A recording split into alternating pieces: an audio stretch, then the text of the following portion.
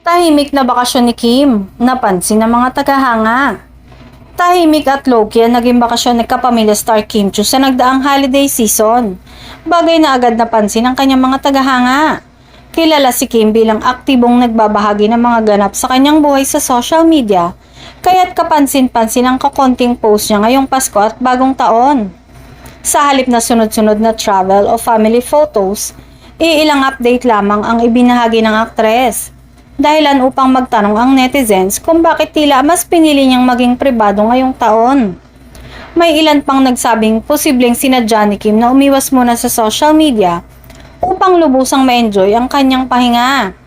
Ayon sa malalapit sa aktres, wala namang dapat ipag-alala ang publiko dahil maayos at masaya umano ang naging bakasyon ni Kim.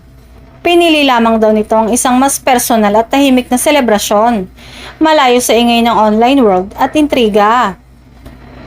Hindi rin maikakaila na naging abala si Kim nito mga nakaraang buwan sa sunod-sunod na proyekto sa telebisyon at iba't ibang endorsements.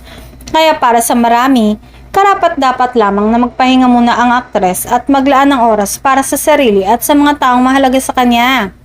Sa kabila ng kanyang pananahimik, nananatiling suportado ng fans si Kim Chiu at handang maghintay sa kanyang pagbabalik.